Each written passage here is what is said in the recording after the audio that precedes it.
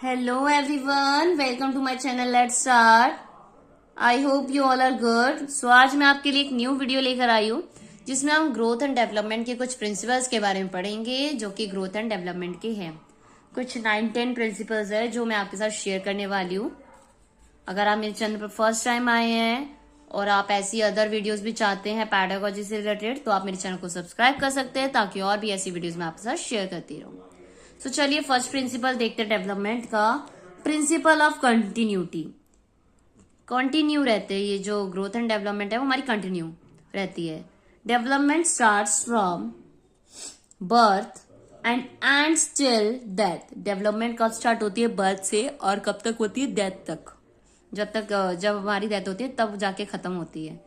It means that it's a continuous process. इससे क्या पता चलता है कि डेवलपमेंट क्या है? कंटिन्यूस प्रोसेस है। जब तक हम जिंदा है, जब तक हम सर्वाइव कर रहे हैं तब तक ये कंटिन्यूस में होती रहेगी। Which covers all the stages of development, जो कि सारी स्टेजेस कवर करेगी डेवलपमेंट की। One can not jump any of the stage to reach the next stage. हम कोई भी स्टेज स्किप नहीं कर सकते। हम सारी स्टेजेस को क्रॉस करते हुए सारी स्टेजेस को पार करते हुए आगे बढ़ते हैं। कोई भी स्टेज को हम स्किप नहीं कर सकते। तो फर्स्ट प्रिंसिपल क्या हो गया हमारा ग्रोथ एंड डेवलपमेंट का कि प्रिंसिपल ऑफ कंटिन्यूटी। इसके नाम में कंटिन्यूटी से क्या पता चल रहा है कि कंटिन्यूस प्रोसेस है, लाइफ लॉन्ग प्रोसेस है जो कि स्टार्ट होता है बर्थ से एंड एंड होता है टिल डेथ तक। ठीक है, टिल डेथ तक ये होता ही होता है continue. Now your second principle is rate of growth and development is not uniform. जो रेट है ग्रोथ एंड डेवलपमेंट का यूनिफॉर्म नहीं है, सिमिलर नहीं है सबके लिए। The stages of growth and development are not remain same in all the stages of life, such as in infancy period the rate of development is fast and in the childhood period it is quite low, again it's rate of speed is fast. कि जो stages है हमारे development की उसके according जो rate of development है वो भी डिफरेंट है। कि लाइक इन्फेंसी पीरियड जो होता है जो 2 years तक का होता है उसमें डेवलपमेंट फास्ट होती है।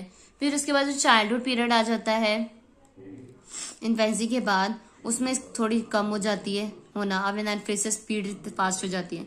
तो सेम नहीं होती, यूनिफॉर्म नहीं है। यूनिफॉर्म मतलब सिमिलर नहीं है सबकी स्टेज में development. Then your third point is, ये तो था सेकेंड पॉइंट जिसमें हमने जाना rate of growth and development is not uniform या not similar, not equal at every stage.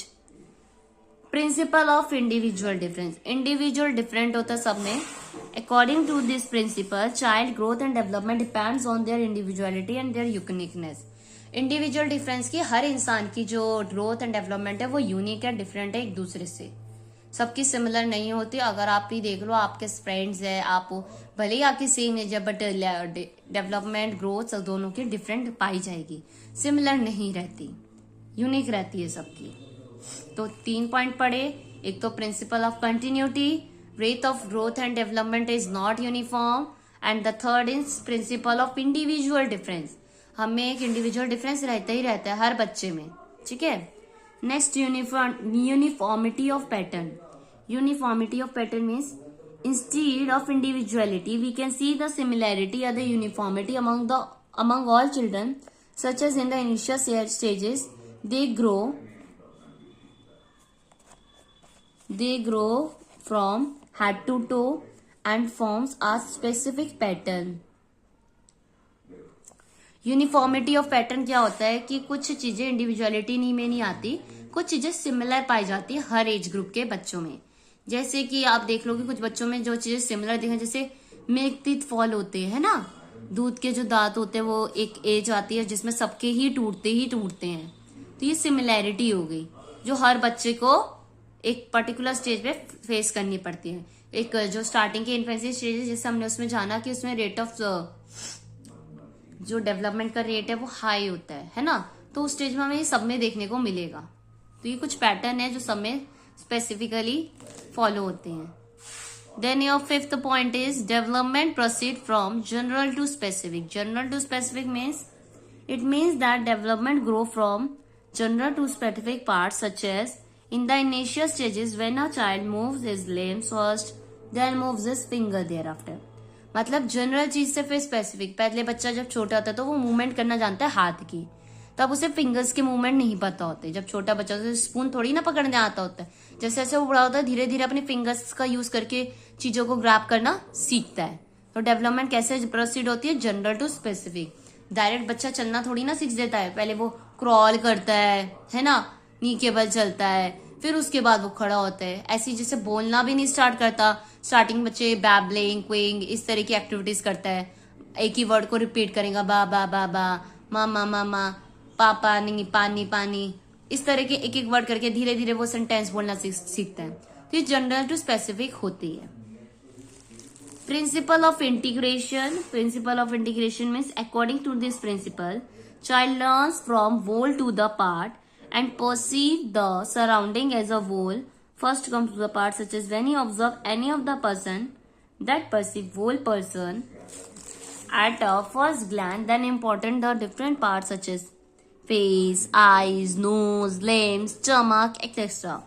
Principle of integration का मतलब है जब बच्चा किसी भी चीज को ऑब्जर्व करता है तो उसे पहले वो बोल दिखता है, पूरा ऊपर से, पूरा ऊपर ही ऊपर से पता चलता है। जब वो उसको अंदर की तरफ ध्यान से देखता है कि उसकी आईज, नोज पहचान करता है, तो वो होता है इंटीग्रेट करता है। पहले ऊपर ऊपर का पहचान गया, फिर उसके अंदर की चीजों के अंदर जाएगा पहचानेगा। तो ये क्या हो गया, principle of integration. Next is principle of interrelation. According to this principle, all the fields of development, physical, mental, social, emotional, language, etc. are interrelated with each other, and any other progress in one field may have an impact on the another field. कि जितने भी हमारी fields है development की, चाहे वो physical हो, social हो, इमोशनल हो, लिंग्विस्टिक हो, कॉग्निटिव हो, एनीथिंग, सब एक दूसरे से इंटररिलेट करती है। और अगर किसी एक में भी डेवलपमेंट होगी तो उसका इम्पैक्ट बाकियों पे भी पड़ेगा ही पड़ेगा। मैंने इन सब के बारे में डिटेल में अपने चैनल पर एक एक डेवलपमेंट के बारे में शेयर करी है वीडियोस, तो आप वहां से चेक कर सकते हो। फिर डेवलपमेंट इज प्रिडिक्टेबल। जैसे child x-ray, the x-ray of a child has the doctor to explain और predict the future size and shape of a child. Predict कैसे कर सकते हैं, अब जैसे डॉक्टर प्रिडिक्ट कैसे कर सकते हैं एक्सरे देख के कि हाँ बच्चे में कितनी डेवलपमेंट हो सकती है, आगे जाके बच्चे को क्या दिक्कत आएगी या नहीं आएगी, तो डॉक्टर उसके एक्सरे से पता लगा लेता है ना, कि उसको क्या चीजें आने वाले समय प्रॉब्लम होगी। अगर उसकी बोन्स कमजोर होगी तो डॉक्टर पहले से ही बता देंगे कि इसकी ये प्रॉब्लम होने की, बॉडी की जो पैर वगैरह है सीधे ना होके थोड़े से उसमें कर्व सा दिखे, वो पहले डॉक्टर प्रिडिक्ट कर देते हैं। तो डेवलपमेंट प्रिडिक्टेबल भी है, जो हम एक्सरे के थ्रू, यहाँ पे एग्जाम्पल दे दिया, उसके थ्रू डॉक्टर पता लगा लेते हैं। Principle of developmental direction. According to this principle, that the process of development proceeds from particular to direction, such as cephalocaudal, it means a child proceeds from head to toe. Due to this reason, he is able to stand independently. Proximidistal, which means that a child proceeds from near to far. Due to this reason, he develops the arms, first then his fingers and nails are developed. तो जो principal development का जो direction है वो दो है, जो proceed करती है वो ये है। एक तो सिफेलोकॉर्ड जो सर से टो तक होती है, हेड टू टो होती है, ठीक है। पहले तो बच्चा पहले स्टैंड करना सीखता है, फिर उसमें टो का क्या यूज है ये सब करना जानता है, इंडिपेंडेंटली खड़ा हो पाता है। प्रॉक्सीमेटर डिस्टल होता है सेंटर टू नियर टू फार, और जिसमें बच्चा पहले डेवलप करता है फिंगर्स वगैरह, नेल्स वगैरह। पहले तो आर्म्स डेवलप होगी, फिर हैंड्स मूवमेंट, फिर fingers at the end, nails, इनका यूज करना जानेगा। तो एक डायरेक्शन में जा रही है, डायरेक्ट फिंगर्स नहीं डेवलप होगी उसके बाद उसके हैंड्स हो रहे हैं, नो, पहले हैंड्स होंगे देन उसके बाद फिंगर्स होगी, ठीक है। पहले ग्रॉस मोटर स्किल्स डेवलप होगी then fine motor skills develop होगी। एंड वन मोर पॉइंट है इसका, development is spiral not linear. Spiral मतलब a child does not develop in similar direction. Instead, he develop when he comes one step behind after attaining maturity and stability. जो बच्चा है ना वो एक same direction में सीधे नहीं बढ़ता, वो ऐसे से रोल करते हुए एक डायरेक्शन पीछे कर लिया, फिर वापस उसी में जाएगा, फिर उधर जाएगा, फिर बढ़ेगा, धीरे धीरे धीरे धीरे धीरे धीरे करके वो स्पाइरल के उसमें आगे डेवलप होता है। Growth and development is a joint product of hereditary and environment. कि जो ग्रोथ एंड डेवलपमेंट है एक जॉइंट प्रोडक्ट है हेरिडिटी एंड इन्वायरमेंट का। कि पेरेंट्स का जो भी बच्चे को जीन्स मिलते हैं, इन्वायरमेंट का जो इम्पैक्ट पड़ता है ग्रोथ एंड डेवलपमेंट में, तो इसका असर हमें ग्रोथ एंड डेवलपमेंट में देखने को मिलता है, जो कि एक जॉइंट प्रोडक्ट है इन दोनों का।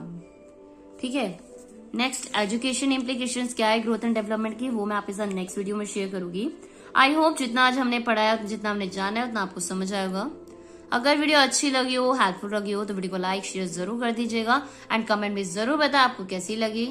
और सबसे पहले जाने से पहले मेरे चैनल को सब्सक्राइब कर दीजिए, ताकि और भी ऐसी वीडियोस मैं आपके साथ शेयर करती रहूं। एज यू नो कि जल्दी हमारे सीटेट की नोटिफिकेशन भी आने वाली है, और सीटेट की प्रिपरेशन के लिए जरूरी है कि हमें पैडागोजी अच्छे से आती हो, क्योंकि 100 मार्क्स की तो हमारी पैडागोजी होती है, और जिसमें कुछ भी टॉपिक आ सकता है। अगर आप पैडागोजी के छोटे छोटे टॉपिक्स को मिस नहीं करना चाहते, पढ़ना चाहते हो अच्छे से, तो आप मेरे चैनल को सब्सक्राइब कर सकते हैं, ताकि जिसमें मैं आपके साथ छोटे छोटे टॉपिक्स शेयर करूंगी।